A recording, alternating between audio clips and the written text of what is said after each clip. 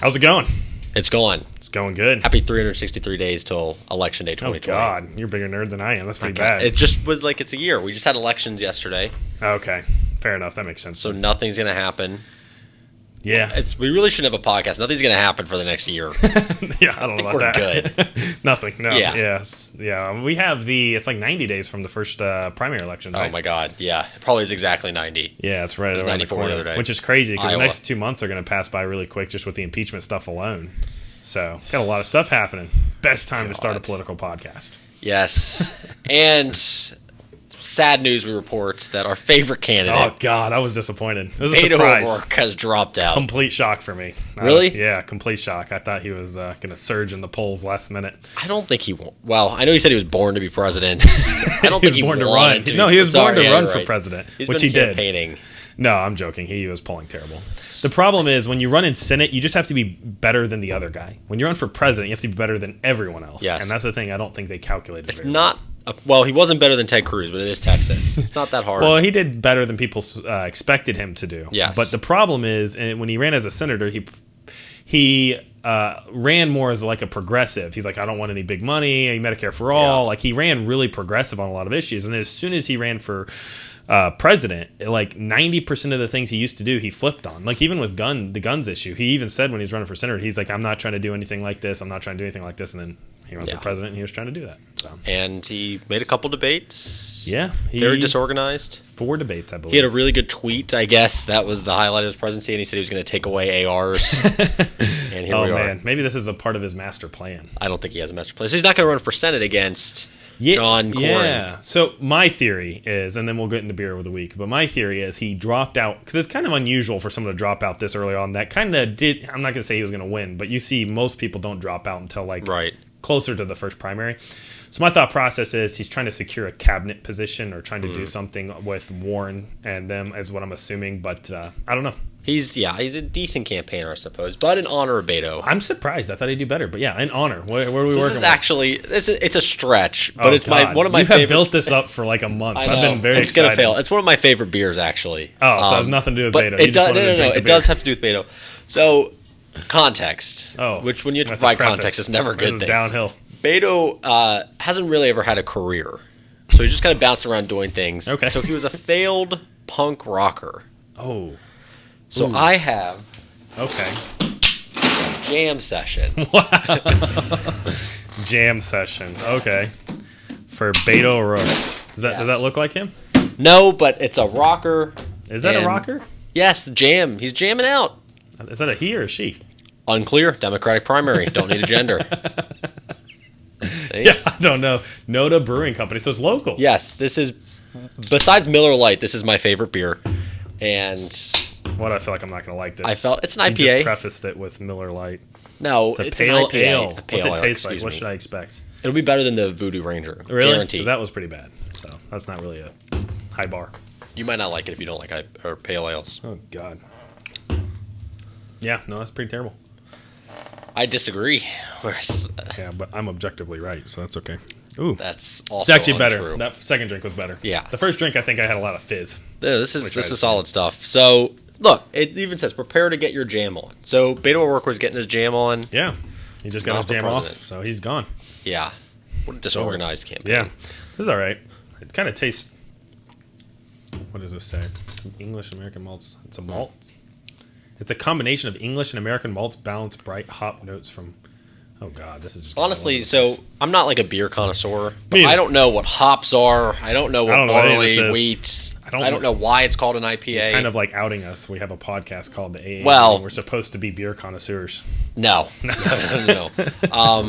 Might even I can't drink 2 of these on one podcast. No, that'd be in poor taste. I don't even think I'll get through one of these. It's actually 16 ounces too. This is the most we've ever had. They don't sell it in. This is about to be a wild. They don't podcast. sell it in bottles. This is 5.5. Yeah, 5.1. Ooh. Lee Byers would like this. Shout out Lee Byers. Again, every week till Craft he starts beer watching. snob. Yep. We're just going to insult him. Yeah. Yeah, so Beto's campaign, I don't think he ever polled more than 5%. So, it's not really a surprise he dropped. No, I don't think he tried. So he caught on after El Paso happened a little bit. He caught a little. Yeah, he had some moments. Yeah, because I think that was more, and this sounds kind of bad, but it was more like sympathy votes. It's like people tend to vote based on emotion, which isn't bad. There's some aspects of that which makes sense, and so that was an emotional time. They're like, let's get behind this guy because he's leading the charge, hypothetically. So he had a moment, a couple moments in debate. I know he opened up on the first debate speaking Spanish, which a lot of people were laughing at because the Spanish wasn't that great. But, I mean, he tried a couple times. Yeah. I don't have much more to say about Beto. He wasn't someone that I really paid a lot of attention to because I figured just the way he started it off, and he tried to rebrand his campaign like 4 or 5 different times. Yeah. It was kind of like, it's not really inspirational when you keep trying to pivot to figure out what works. May he rest in peace. So, R.I.P. Serious contenders left, still the top 4. Yeah.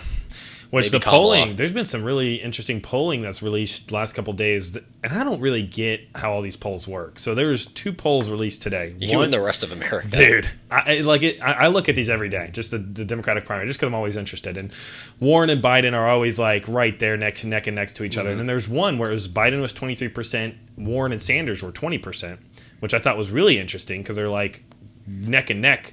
And then the next one that came out, I think it was from Economist. It was Biden was like 23%, Warren was like 20%, and then Sanders was like 14 or 13%. So it was like a 6-point spread. So I know there's a whole science between what the margin is, how many people they poll, and all that. And how they're asking the question is really important. Yeah.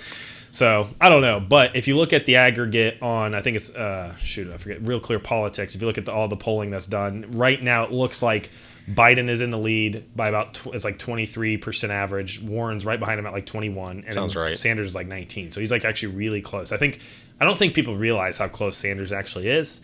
I don't know if it'll mean anything in the end, but he actually is really close to Warren. He's also been having some really big rallies lately. Huge rallies. Trump, a la Trump. So yeah. I was going to say. So this is interesting. So Bernie won the Michigan primary in 2016, which is something. Yeah, it's something I knew but hadn't thought about.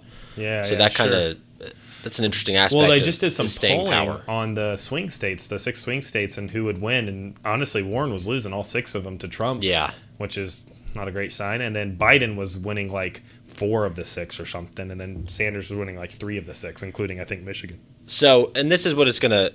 I think this is a good segue into the elections yesterday. Yeah, sure. We're talking about this polling, who's going to be. I think it's going to come down to red versus blue. I think at the end of the day, base versus base. Democrats recruit new voters. Yeah, I don't know, man. When we get there, it's messy, and we'll get into it a little bit later. But like even with Medicare for All, Elizabeth Warren's new plan, you start to see a lot of centrist Democrats showing their teeth with her. Man, they don't like it at all. So, but I mean, back to what you were saying with the elections yesterday. Yeah, I mean, it was Virginia elections, which was heavily won by the Democrats. I think it was the first time in 3 decades that they controlled as much as they controlled. I can't remember. I need to look into it more, but if I remember, that was a huge win for the Democrats. And then Kentucky was another big win for the governor of the Democratic governor nominee. I forget his name. Yeah. He ended up pulling off a win, which is a big deal because I think Trump carried the state by like 30 percentage points in the election. And I mean, for those of you who don't know, Mitch McConnell is from Kentucky. So it's definitely not a swing state. Yeah. So the governor, the former governor, I suppose, Matt Bevin, who's challenging the election, so we'll see what happens. Yeah.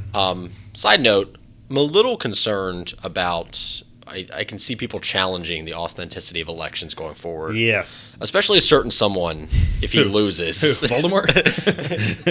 But I see, so if Donald Trump were to lose, dude, would he accept the results? That's what I was wanting to ask. And I put a Facebook post about this earlier a couple weeks ago that I didn't word very well. But that was my question. I was like, I don't really see him going out without a serious fight, propaganda, smearing, saying, oh, this is all a bunch of BS, the elections were rigged, yada, yada, yada, especially if someone like Bernie Sanders wins, because America is so gung-ho terrified of socialism in the government that someone like Bernie, who that's what they represents to the right, who has the Second Amendment to overthrow an oppressive government, and the socialism, it represents an oppressive government, and they're so, behind Daddy Trump, it's like, I don't know what could happen. I mean, I don't like to theorize like crazy outcomes, but honestly, I mean, we're kind of in the perfect storm for some weird stuff to happen if he loses. Yeah, and I don't want to be like a dramatic liberal and say, oh, he's not going to leave.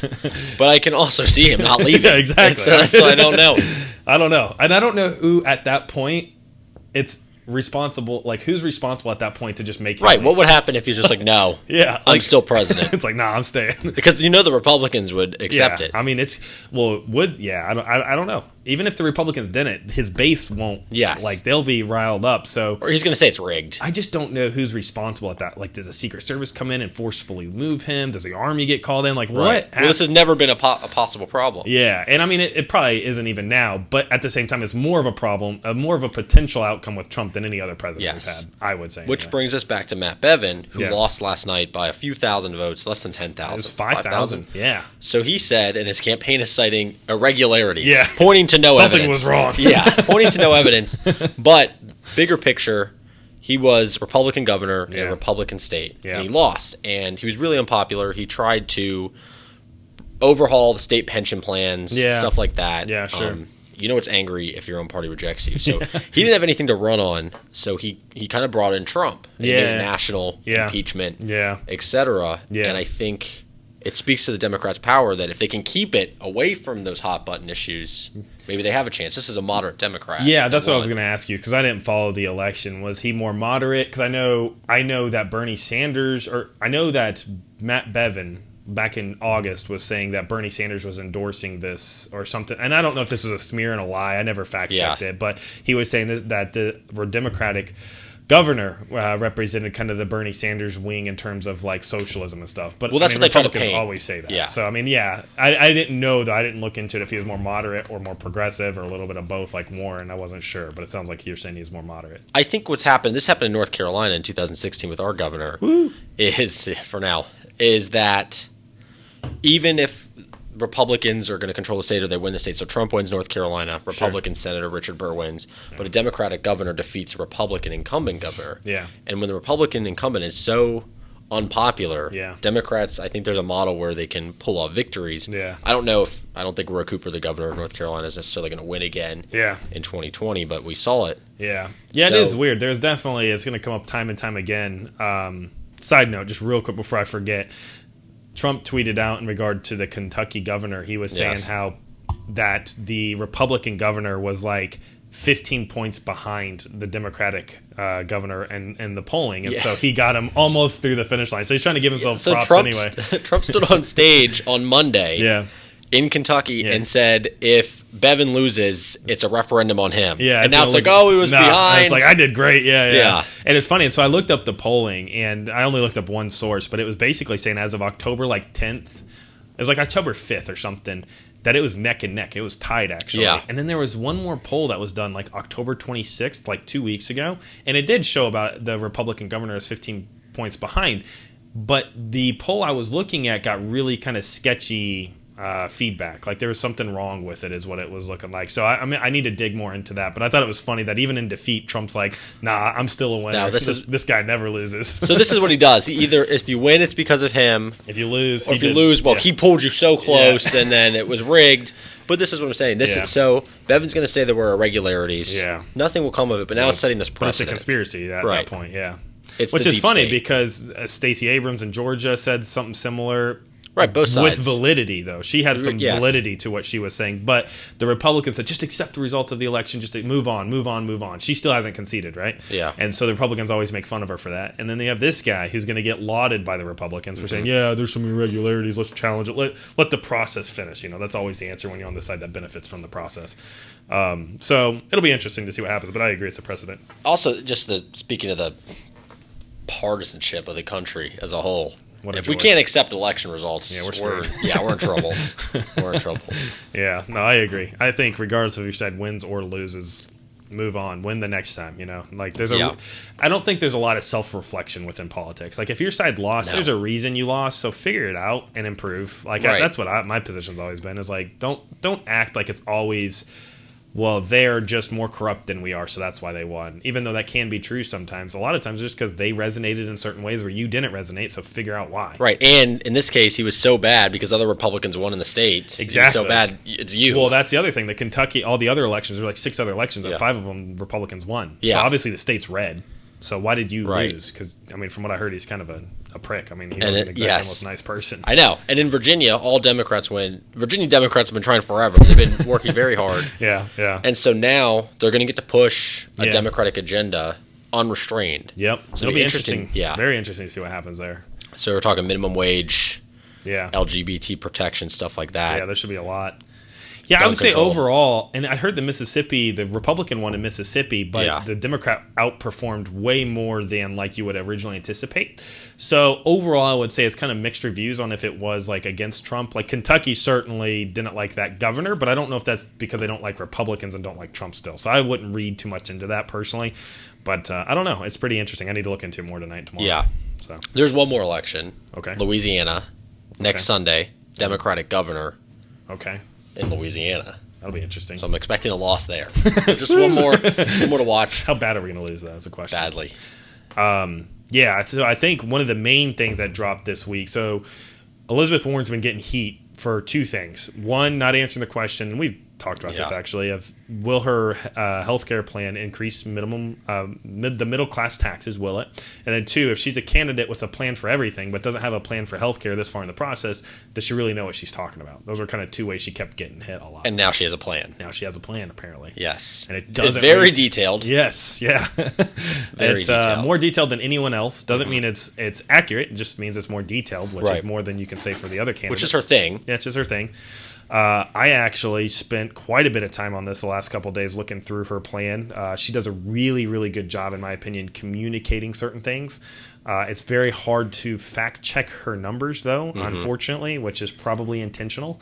But so we can go into the plan in just a second, but what I found is very interesting is a lot of centrist Democrats thought Elizabeth Warren was going to pivot away from Medicare for All and pivot more towards like a public option. And she doesn't seem to be doing that at all. And man, the amount of headlines I saw in the last couple of days from centrist Democrats, Obama, people who worked with him, are pissed at Elizabeth Warren for this, man. They are not happy. And here's the thing. If she wins the nomination, this isn't something you can move to the center in the general election. Not at all. Forget that. Yeah, it's over. She released the plan. So if her or Bernie, for that matter, win the nomination, this is going to be probably the second biggest component of their platform is going to be Medicare for All. I hope it is, because I think there will be a referendum on this, essentially. Yeah. And Trump's. Yeah, I mean, it gives a lot to hit for Trump in some ways, but it's like, here's my view on it. It's like Warren and Sanders just be like, hey, we have 500,000 Americans having bankruptcy, 45,000 dying every year, 38 million are uninsured, and 42 million are underinsured. I'm just trying to fix that problem. What are you trying to do? Right, that's the other thing. Republicans don't really have a plan. Yeah. So Democrats, they do have a plan, and you can argue about the merits of it, and it's policy. Exactly. Yeah. And there's some things that are bad and there's some things that are good. Republicans don't have a plan, so I'm interested to see. They've done polling on that, actually, about who do you trust the Democrats to more with health care, or do you trust Republicans more with health care? And it's overwhelmingly Democrats. The country as a whole trusts.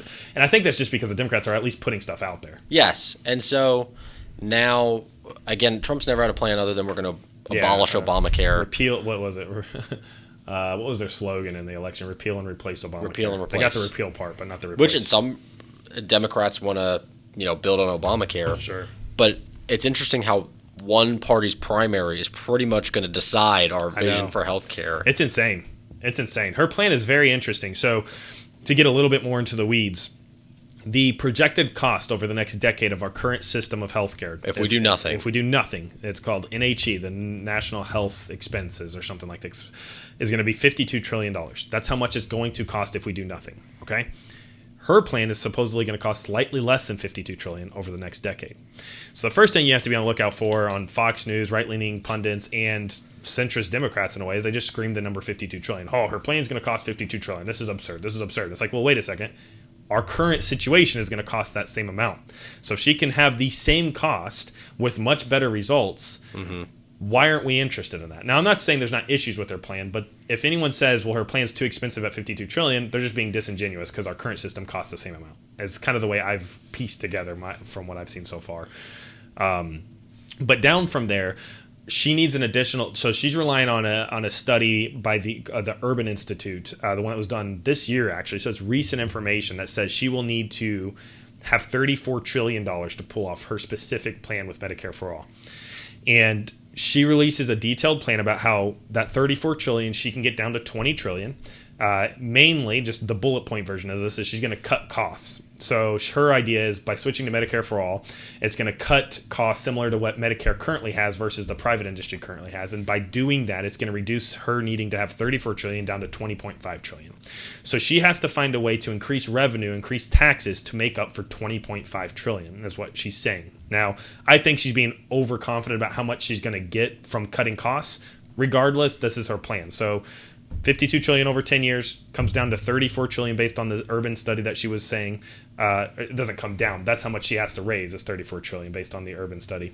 And then she can get it from 34 to $20.5 trillion by cutting costs with Medicare for All is her claim, which is still skeptical. And so that's where the debate comes, is how is she going to collect that 20.5? One thing that I found interesting is that she's going to have employers pay into this as well. Yeah. So pay into the system. I don't know if you know more than this. I've tried to figure this out. People are losing their minds about that. And I'm like, it actually sounds like a genius idea, because what I understand, maybe it's because I misunderstand, I don't know.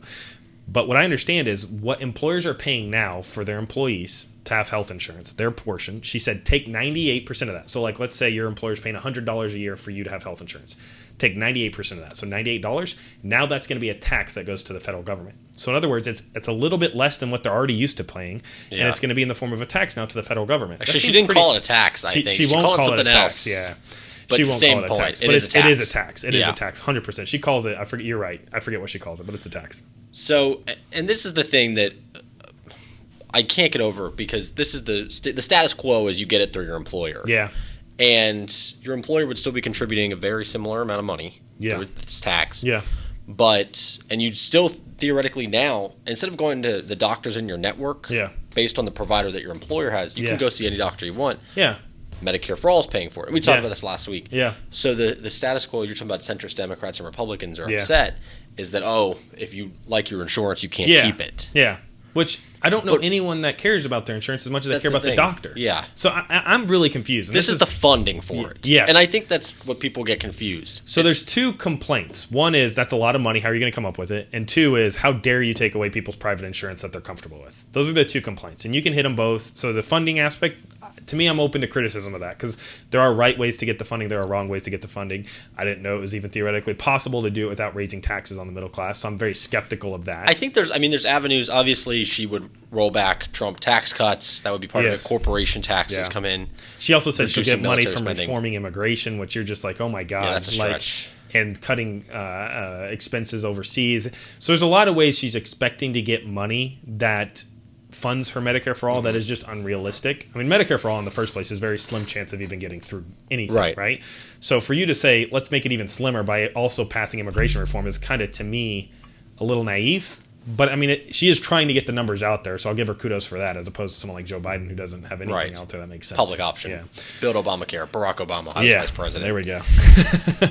So, and that's the thing, is like, we're sitting here and we're spending time and we're discussing this and reading it and debating her plan. Yeah. That even if she becomes president, is probably never going to be implemented. Exactly. What happens then? What is the health? What's the future of healthcare to begin with? That's why. So the more I study politics, the more I realize it's like chess. You're really just trying to pressure people into a corner to do what you want them to do. So a lot of centrist Democrats are going to have to pressure Elizabeth Warren into pivoting towards more of a public option. That's going to be the compromise. So this is the way I've heard it, is if you start with the public option, you're going to compromise to something that's more right-leaning. If you start with Medicare for All, you might compromise to something that maybe is in between Medicare for All and a public option. Is a public option right-leaning? That's the thing. Yeah, I mean, the original conception of the idea was a right-leaning idea. It was like a Mitt Romney idea. So it actually is, which is so weird to me how that gets touted as like a centrist Democratic. If I had two options and my taxes weren't going up, and it was either pay through it for my employer or just get on the public option and not pay anything, why would you? Even if it's a minimal amount. Yeah. That's an easy choice. Because my mindset is, there's some people out there who can't switch jobs because they're like, man, my insurance is too good. I'm miserable at my job, but my insurance is better than I'll find elsewhere, so I have to stay here. That stops innovation. That stops people from being able to move up. That stops a lot of economic movement when people are stagnant in their job because they just want the insurance their employer offers. Whereas if you take it away from the employer, that's great. Companies waste so much money trying to navigate the insurance systems the way it's set up now, with even if you had a public option, this would still be a dynamic because you still have private insurance. You take away all that waste. Even Andrew Yang has said this, although he pivots some on this as well. But he's basically said the amount of time that's spent and wasted trying to navigate the private insurance market from a company's perspective all goes away if there's like a Medicare for all system. So I don't understand. It has to be money. It has to be money is compromising people's judgment with this. Like people in control. Yeah, like the Joe Bidens, the people, the centrist Democrats. Because I don't understand it. I really don't understand it. Why, so, and the bottom line is, I know it is a legitimate question to ask, how are you going to pay for this? That's fine. That's an adult conversation. But the problem is, like, why are you not just trying to figure out how to pay for this? Why are you accepting people not having health insurance? Exactly. Like, I know that's not an economic argument. It can be, though. So, it can be. So I'm always for, there's the moral and emotional argument, then there's the economic argument, right? The moral and emotional argument is how much money do you put on 45,000 people that die every year for not having health insurance? How much is that? And if you want to make that argument, you can. I'm not a big fan of that because it gets a little bit, I don't know, it gets into territory where it becomes an emotional argument where you're kind of just saying, well, why don't those 45,000 people just get a job? Why don't they do this? Like, it gets a little bit kind of cold. So I like to make the economic argument, which is, look, 500,000 Americans that have to declare bankruptcy, that's hurting the economy when they do that every single time. It's money in your pocket. Yeah, exactly. And so, to me, economically speaking, Medicare for All makes more sense. Now, I'm sure there's bad ways to raise funds for it. I'm sure there's bad ways to implement it. So I'm all for having the conversation about how do we do this. But it seems like we're having the conversation first why we should do it. Like, why should we even care about saving 45,000 people a year? Why should we care about stopping bankruptcy 500,000 people? Why should we care about making sure 38 million people don't have to worry if they have an illness, they're going to be completely screwed over? We're having to convince people about that part, which I never expected. Like, that's just weird. Well, that's America. We do things. One of the most advanced countries in the world. We do things that no one else does it this way. There's no one that has our education, healthcare. Like guns, the main areas in life. Voting, it's immigration. Bad. It's bad. Even like campaign financing. We're just very different how we do things. And some of it's good, some of it's bad, but a lot of it's bad. A lot of it's really bad. And it's just, this is why to me, the centrist Democrats have never appealed to me in any sense, because they never have any ideas that they're pushing for that I feel like is actually solving problems. And I never knew if that was because they're bad at marketing and communicating and they just didn't. I think it's calculated. And some of it just seems like they're just a washed down version of a Republican. That's just how it comes across for me. Like, when I think of Joe Biden, his only thing is I'm not as mean as Trump and I'm not as chaotic as Trump. Yeah. I don't care. This is true. Like, that to me doesn't matter at the end of, that's not the only thing that matters to me. And so it's just kind of weird. It's maintaining the status quo. Exactly. Which would just blow up 3 years ago. Yeah, I was gonna say. We're going to go back to that. Yeah. See, Trump won because he blew up the status quo. Now he's stuck with a lot of status quo Republican policy items like the tax cut, the Supreme Court justices, but other things. As a leader, he's not. Policy-wise, generally, yes. Sure. So the tariffs, but the way he interacts, Russia, Ukraine now, and like going down and campaigning for these governors. Yeah, and the things he says at these rallies are crazy. Yeah, it's crazy, but people buy into this. So that's the thing is like. Obviously, the economic and moral argument has not worked for Democrats, for centrist Democrats, which is what I'm coming back to. Okay. Is like this biggest thing of what is their economic and moral? Who? Like centrists. Like, what is their moral argument that they're trying to make? If you take Joe Biden as the champion of this, it's restoring the soul of America. Oh, okay. I'm sorry. I was thinking healthcare. But I see what you're saying. Yeah, but sure. I think the biggest debate, something I'm wrestling with in the Democratic primary is a referendum on, is do we want a centrist who can flip swing voters, or do we want a progressive who can create a whole new coalition? I don't know. See, I'm kind of new to a lot of this. I want to do what wins. That's the thing. Yeah, it is interesting. I don't know, because like I'm someone who probably wouldn't vote for Joe Biden, to be honest with you, because I kind of come from the framework of like you have to do stuff to earn my vote. It can't just be you're not the other guy. Now, if my vote was the only vote that mattered in the election, I'd have to put a lot more thought into it in terms of like, damn, I need to think this through more. Yeah, I'd probably vote for Joe Biden. But because my vote's not, my philosophy has always been the candidate needs to earn my vote. There has to be stuff they stand for that has earned my vote. It can't just be a lesser of two evil all the time, because that just gets boring really, really quick. Yes, but if it were Joe Biden and Donald Trump, I'm going to vote for Joe Biden. Yeah, and I think most Democrats would be that way. Most Democrats, but not most people, which is the problem. Yeah, and see, that's the thing, though. I'm not really a Democrat. I'm someone who grew up in conservative circles that understands the points Bernie and Elizabeth are making and the structural changes they're saying needs to happen. It makes sense and resonates with me, so I get behind them. But the Democratic Party, I don't have any love for. Like, it's not like them I'm, like, getting behind and hoorahing for. But I'll identify. Yeah, see, but you'll identify. Whereas I'm a little bit, like, if it wasn't for Bernie and Elizabeth, I would probably identify as someone who's an independent or something else. Because I really don't like what I see on the Republican side. I think there's a lot of issues on that side I can articulate fine. But there's nothing on the Nancy Pelosi and Joe Biden side that I'm, like, able to get behind enthusiastically. So it just kind of leaves me homeless at that point if it wasn't for Bernie and Elizabeth. I think the centrist idea is nothing crazy is going to happen. Like, you know what I mean? Yeah, but why? Like, why is that good? Why is it when we have this many problems with our healthcare system that doing nothing is okay? Because now it's enough because things have been so crazy the last 3 years. Yeah, there is a strategy where it's like, okay, we're gonna go back to normal. And that might be appeal to people. That definitely appeals to people. I would take that at this point. That's very true, actually. I think that is a very appealing message to a lot of people. But there's an option to not have that. Yeah. Bernie and Elizabeth. Yeah, I just think, like, the way my mind works is I want my kids to live in a country with certain things that are going to be there. And so, like, Medicare for All is something I want to be established by the time my kids get my age. Education, that would be something that's great for the whole country. So tuition free makes a lot of sense. Increasing the minimum wage, all the things Bernie and Elizabeth champion, I'm like, this makes everyone's life better, pretty much, other than, the rich. Which, well, it's interesting. So you're biased because you're about to be a father. So that doesn't count. That is true. Number 2, I don't want children. So you don't have to think of the long-term so I don't want to think about this. There we go. You should be a Republican. No. That's why I'm voting for Joe Biden. Joke, not an endorsement. I think that I don't know what our country's going to look like in 20, 30, 40 years. Yeah. I think this is worth discussing a little bit. Number one, climate change. Yeah. Totally going to screw us. Well, there's only one side that's even talking about it. Right. Nothing. I don't even think if their ideas, even if the Democrats' ideas suck, it's still better than what the Republicans are doing. And then, so I think the two biggest things are climate change and automation of jobs. Yeah. Those are the two biggest threats. I could see that. That makes sense. Yeah. So I don't know what the country looks like. I think we can adapt automation, but climate change is like that's. I don't know how you work around that. I don't either. It's actually one of the topics that's on my to-do list to study because it just seems so overwhelming that I want to I want to do it justice when I study it, but it's just a lot to work through. I've been doing more healthcare related studying. But see, healthcare, like I said, healthcare's not going to go away for the next year. We're going to be talking about this. It's going to be a huge issue. It's going to be a constant issue. Yeah. Especially if, I'm telling you, man, the amount of people that were coming out against Elizabeth when she released this plan, they were pissed. They were genuinely angry about this. Because she could very well be the nominee. Oh, yeah. Most people think she will, including myself, actually. So they were waiting for her to pivot, to release a plan that allowed her to pivot. This does not allow her to pivot. She definitely doubled down. Which I love. So let me ask you this. If you're Trump, who do you want to face? Joe Biden, 100%. That's such an easy win. You think? Oh, my God. People don't understand. Like, Joe is already very, and I don't mean this as an insult, but he's just slow mentally. Like, he's very, very slow. Gaffes. There's not a lot of enthusiasm. He did something the other day. Yeah. Oh, yeah. And he said it 10 times in the last month. I'll beat Trump like a drum. And it's like, there's not one damn person that resonates with that's under the age of 50. Like, I mean, like, I've heard that in, like, black and white TV shows I saw growing up on, Andy Griffith's show, basically. Like, who cares? Like, what a saying, man.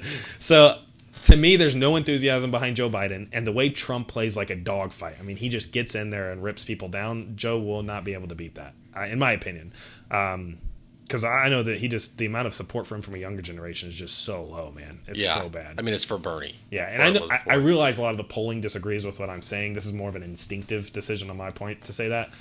Because he is winning in some of the swing states, but that's as of now. For now. Yeah, it's going to be interesting to see how Iowa shakes out. Yeah. I think Trump can beat Trump stands a good shot at beating anyone. The people he stands the least likely chance at beating are Elizabeth Warren and Bernie Sanders, in my opinion. Anyone else, to me, he stands the most likely chance of beating. I don't know. See, that's the thing, is I just don't know what to think. Because I could see him just slamming socialism. Yeah. And just dragging him through the mud. Yeah, he will. I think, and that will be effective. But I think, like, the two, Trump and whoever on a stage, I think Bernie and Elizabeth Warren can hang with him way better than Biden. Yes, I think he would absolutely run circles around Biden. Yeah. Oh, it'd be over. Biden would just look at him like a disappointed father and say something stupid, and people are like, what was that, Yeah. Warren is pretty quick on her feet, and Bernie's not necessarily quick on his feet, but he repeats a lot of the same stuff, and he knows how to the same thing for 5 years. Yeah, so I mean, you can't, and I feel like he would poke holes in a lot of what Trump does much more effectively. So oligarchy. Yeah.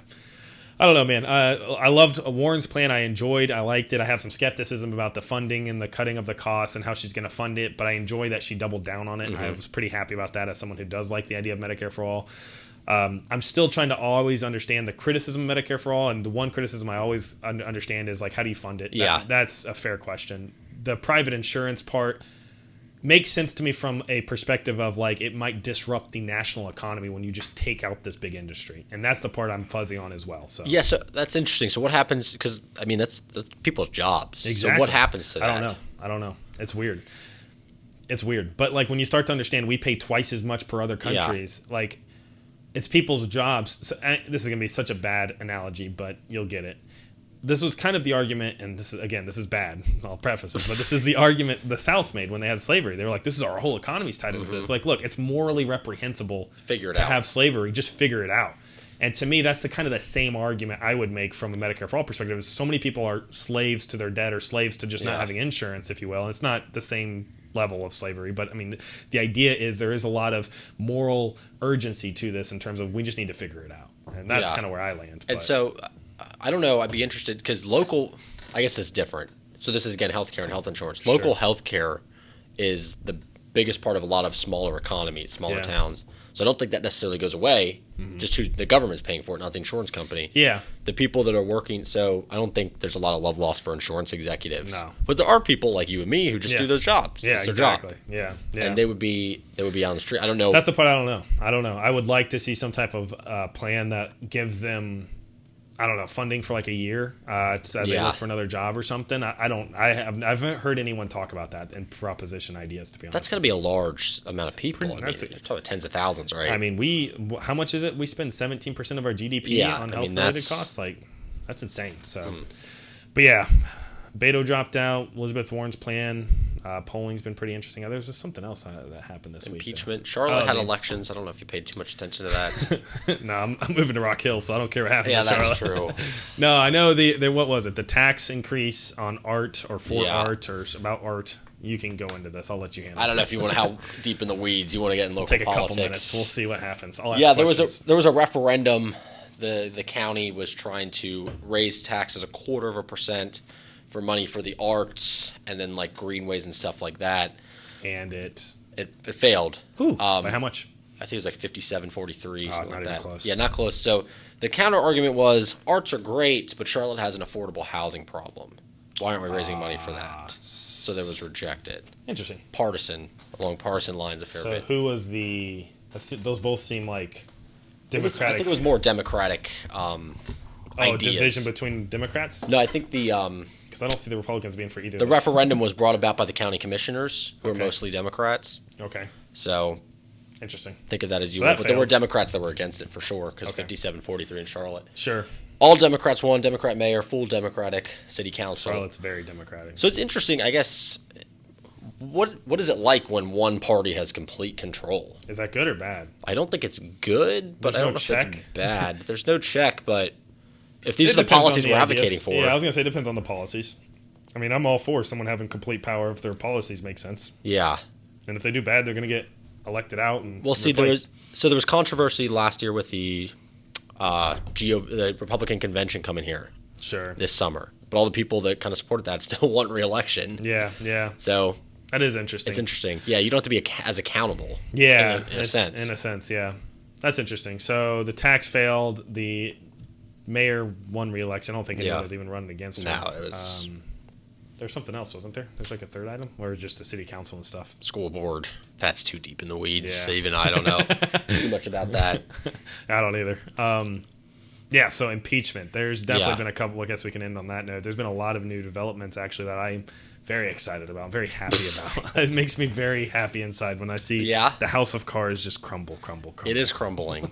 They got to get moving on this. I mean, it's the first week of November here. Next week, they're going to start having public hearings. Yeah, I saw Adam Schiff announce Wednesday. Yeah, which will be super exciting. It's so funny because I'm going to eventually look into saying this a little bit clearer, but their first argument was, there's no quid pro quo. Let's just release the transcript to show you. So they released the transcript in an effort to try Some of it was redacted. Yeah, they released like 4 pages out of like 20 or something crazy. I mean, it was just, didn't Trump say he was going to read it? Yeah, he said something like a fireside chat. I'll read it because there's nothing wrong with it.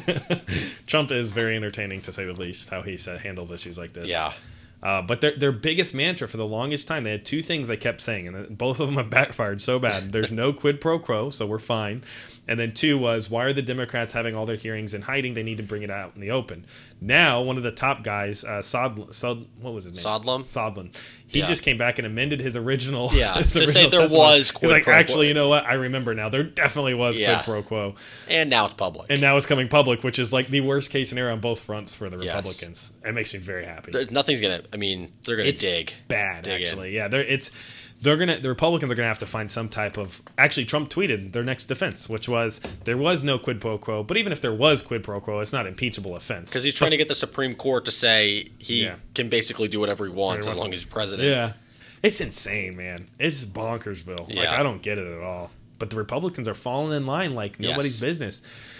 I might be wrong about the way I originally thought this was going to go through the Senate. I can see about 5 Republicans or so flipping on this because it's getting messy, man. Yeah, but I agree. I can't see this resolving by the end of the year.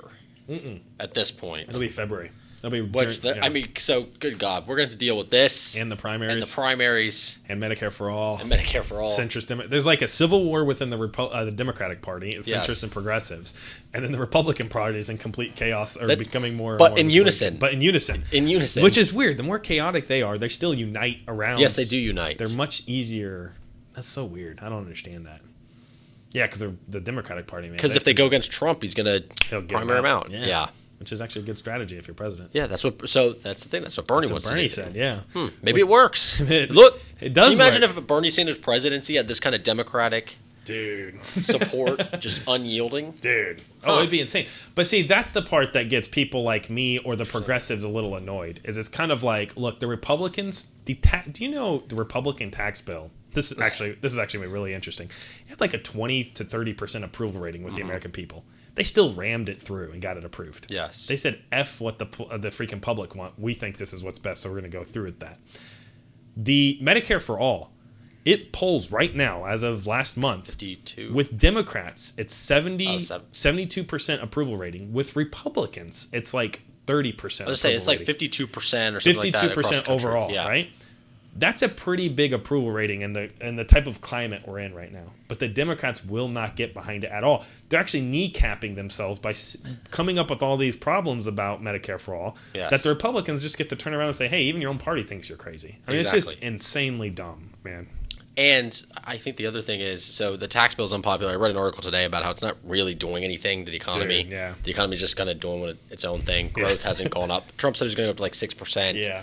It's been the same for the last 10 years now. Yeah. Since Obama was president.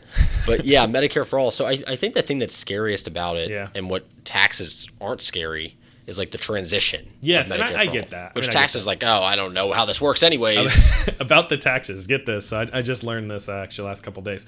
How much do you think the average individual benefited from the tax cut that makes less than $25,000 a year? So the average individual makes less than $25,000. Yeah. How much do you think they benefited from this? I'm going to say they didn't. It's $40 a year. They saved $40 a year, which is like $3 a month. $3 a month. Let's move up a category from people that made like $30,000 to $80,000. How much? So most of America. So most of the middle class, right? Yeah. So actually, like 70% of the country, 65% of the country makes less than $50,000 a year. Really? I didn't know that. 65%? Yeah. Makes less than $50,000. 48% of the country makes less than $32,000. Wow, it's insane. It's insane. I was like, what the heck, man? Because there's so many more people in the lower level jobs than there are in the higher level jobs. So when you say the percentage of the country, So, but if you go up to like 55,000, it's like 65% of the country make less than that. So the second category of people, and I can include a source at the bottom of this YouTube video for this for people that want to fact check that, but the average middle class family saved $800 in a year, $800, which factors to be about $60 a month, essentially, which is not much. And then you start to realize how much the top 1% benefit from this, and it's like insane. I mean, I think the average was like $31,000 to $51,000 that they saved, and you're just like, wow. And this is what they do. The Republicans do this, which is really interesting. So if you take the average savings of what the most Americans saved, and you include people down from zero, like, $10,000 a year up to like the Jeff Bezos of the world, it makes it look a lot better in terms of what the average savings are, right? But as soon as you segment it into and you put little goalposts on who you're including, it's way worse. You're just send me that article, dude. It's fascinating. Jeez, it's bad. It's bad. So our deficit's going sky high right now. I know. That's the deficit's There's a lot crazy. of issues with this. Obama had a balanced budget. So the idea was the tax cut, businesses would pay less in taxes, and then immediately stimulate spending and growth and investment, which has not happened. Yeah, we actually need to do a longer segment on that because I think we're getting to the point now where we're kind of, right about 40 minutes or so. But yeah, that's something I want to take a deeper dive into is kind of what is the economy doing well? How do you measure if it's doing well? What have the Republican Party done that has benefited that or taken away from that? Because I'm not interested in always knocking on the Republicans and always trying to like promote my idea. Why not right now? But so I do want to try to be fair to that, but I just haven't seen a lot of honest analysis. Every time I look into what the Republicans are saying, it's usually wrong, and that's what's very frustrating to me. Because it's like, oh my god, that was not even close to being right. Correct. So, yes. But yeah, interesting week for sure. Yeah. In the political world. One other thing. Let's go. Apple, Facebook, and Google have now pledged to invest billions of dollars in affordable housing in California. Really? You heard about this? I have not. This is very interesting. So, yeah, and I was like... Apple who? Facebook and Twitter? Facebook and Google. Okay. So Silicon Valley, like the kings of Silicon Valley. It's actually a good idea for them to do that. Yes. From a PR perspective. PR, but also, so obviously California housing prices are insane. Yeah. Actually, I think they've just stopped building because there's no way to turn a profit anymore, even with the expensive prices. Yeah, California's a little chaotic. Yeah. Yeah. Which is, it's an interesting read. I don't want to get too deep in the weeds. Yeah, sure. But basically, the way they're doing it, Apple at least, I imagine the other following the same model, is it's basically a line of credit to the state to develop on an interest rate. No way. So when people get mortgages, they're backed. That does not sound good at all. That sounds bad. No. That sounds bad. We already have an issue where like money in politics is so influential in what our politicians do. And now they're going to be on the credit. Oh, God. So you can borrow as much as you want. Yeah, sure, but we own you. And the governor of California... Don't pass legislation against us. The governor of California, who I'm a big fan of, Gavin Newsom. Yeah. Fanboy, fun fact. Is like, let's do it. Oh, God. I'm not a fanboy of him then. So that's where we're going. That's bad. That has red flags all around it. Unsecured line of credit from Apple. I can get an Apple card. I can literally go on my phone and get the Apple credit card in 5 minutes. That's insane. And Elizabeth Warren wants to break up those people too, the big companies. What would that look like? I don't know what we that should means. Discuss that. I actually need to understand. We have a guest that wants to discuss that with us. Yeah, we do. Actually, hopefully he gets on one day. That'd be cool. Maybe not. We'll see. It depends on. Never mind. Mm-hmm. I don't understand. I need to know why. I need to know the why before I understand if we need to do it. That's why Medicare for All makes sense to me. I'm like, I understand the why. And then we can debate about how. But if I understand the why, I'm all for the how. I just don't understand the why of breaking up big companies yet. And I'm not saying there's not a case for it. I just don't know what the why. I don't think it's that bad. I just don't. Everyone wants to find a boogeyman, and there's not a boogeyman behind everything. I agree. So, I don't know. It's easy to point to Facebook. Yeah, and be like, screw them. Yeah, but Facebook, they're a private company. Yeah. Don't use it. Yeah.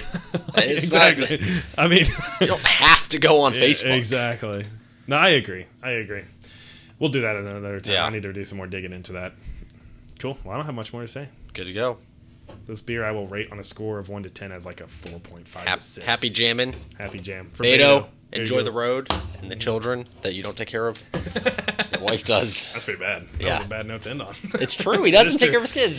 Actually, you roasted him for that. I know. He's been campaigning for years. Yeah. Now, basically. 3 years. years. Going to campaign for something else. Yeah. Not Senate. Yeah. Beto, you can lose.